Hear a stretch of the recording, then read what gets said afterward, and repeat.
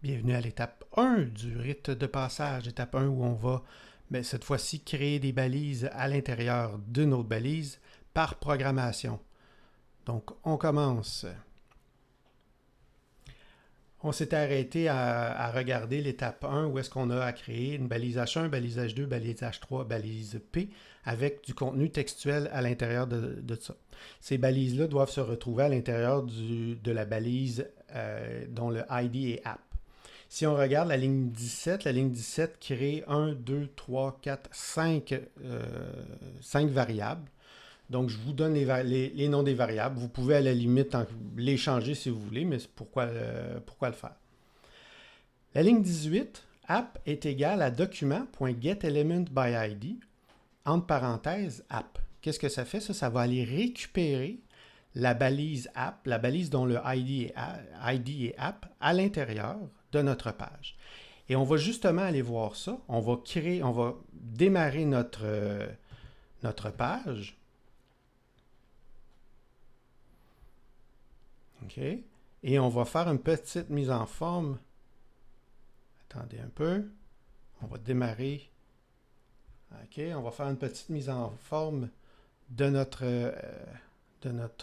setup. On va juste déplacer ça pour être capable de voir notre visuel ainsi que notre code en même temps. Voilà, comme ça, on devrait être correct. OK? Notre prochaine étape, une des choses que je veux voir, c'est le contenu de mon div avec le ID app pour tout de suite. Donc, bouton de droite, inspecter, et ça va faire afficher quelque chose que vous êtes déjà habitué parce que vous en êtes déjà servi dans les deux autres cours de web. Donc, ça va nous faire afficher notre inspecteur qui nous permet de voir le contenu des balises. Fait on voit qu'on a un div avec le ID interface, on a un header, suivi d'un body, d'un div avec la classe body et le ID app, c'est celui qui nous intéresse. Et on remarque surtout que cette balise-là, présentement, elle est vide. On va la remplir, vous allez voir. Et on a ensuite le footer. Pour être capable de la remplir, ce qu'on doit faire, c'est créer une balise par programmation et aller l'insérer à cet endroit-là. On regarde qu'est-ce que ça donne, comment on va faire ça. Pour faire ça, tiens, je vais fermer ça. Pour faire ça, je vais utiliser ma variable titre. Le H1, ça va être le titre, le H2, ça va être le sous-titre et le H3, ça va être l'intertitre. Évidemment, le paragraphe, ça va être le P. OK? Donc, ma première étape, c'est de créer le titre. Titre est égal à document.createElement. Oh, il me donne le choix, createElement. Entre parenthèses, entre parenthèses et entre guillemets, je vais mettre H1, car c'est la balise que je veux créer. Ma balise H1 aura à ce moment-là été créée. Mais bizarrement, bon, je vais sauvegarder. Bizarrement, ça n'a absolument rien changé à cet endroit-là parce qu'on a beau l'avoir créée, il ne sait pas à quel endroit la mettre. Elle est créée dans la mémoire de l'ordinateur, la mémoire du furteur, mais elle n'est pas mise nulle part. Pour être capable de la mettre, il faut lui dire que je veux le mettre à l'intérieur de la balise ID app, qui est représentée présentement par la variable app. Donc, je vais faire app tout de suite après. Donc, app.appendChild, qui veut dire rajouter un enfant. Oh, il me donne le choix, appendChild. Et entre parenthèses, je vais mettre ma variable titre. À ce moment-là, il va savoir à quel endroit mettre le H1. Et si on regarde dans notre inspecteur nous indique que notre H1 a été créé, tout simplement. Notre prochaine étape, ça va être de rajouter du texte à l'intérieur de quoi? À l'intérieur de notre titre.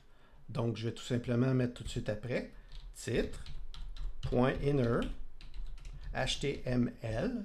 Donc, je pourrais mettre du HTML et mettre par exemple une balise B, une balise EM, ce genre de choses-là, et ça fonctionnerait. Mais là, en l'occurrence, je vais juste mettre du texte. Donc, inner HTML, ça veut dire le HTML qui se trouve à l'intérieur de mon H1. Qu'est-ce que je veux que ça soit? Donc, je veux que ça soit ceci est un H1. On va aller faire un petit copier-coller. Copier et coller. Point virgule. Je sauvegarde. Et voilà, j'ai un H1. Vous voyez que ça s'affiche en haut. Ceci est un H1. Et ça s'affiche également en bas dans l'inspecteur. H1, ceci est un H1. Et je vais faire ça pour les trois autres. Donc, je vais le retaper au complet. Donc, sous-titre. Donc, sous-titre est égal à document.createElement, excusez-moi. Entre parenthèses, je vais mettre le H2.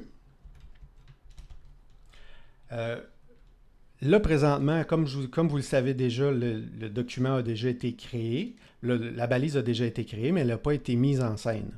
Je pourrais décider tout de suite de mettre mon sous-titre .innerHTML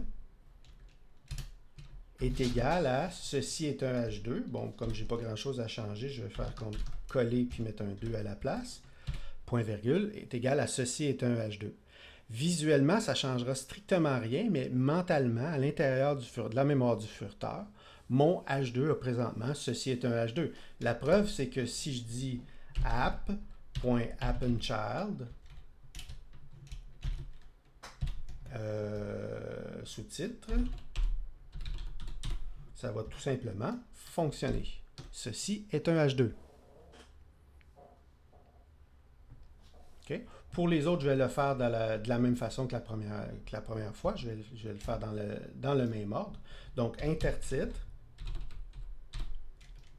est égal à document.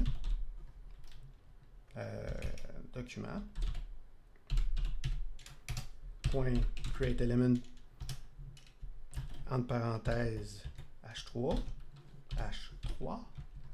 Ensuite, je vais le rajouter à mon app. app.appendChild. appendChild entre parenthèses intertitre. Et ensuite, je vais lui rajouter du texte. Là, on ne fait que rajouter du texte. Vous allez voir, dans la deuxième étape, on va rajouter beaucoup plus de choses. Vous allez voir.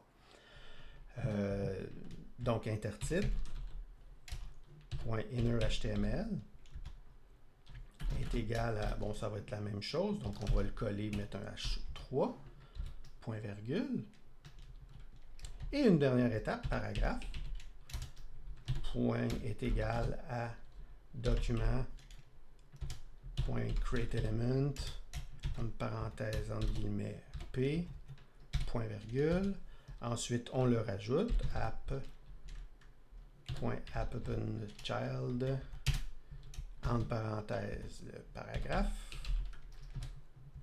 point virgule, paragraphe, point innerHTML est égal à, entre guillemets, là, je ne peux pas coller quelque chose, je vais aller le copier avant. Voilà. Copier. Coller. Je sauvegarde. Et voilà, j'ai mes 4 balises qui ont été créées. Notre prochaine étape, ça va être de rajouter des attributs à l'intérieur de nos balises. Donc, on se retrouve à la deuxième étape.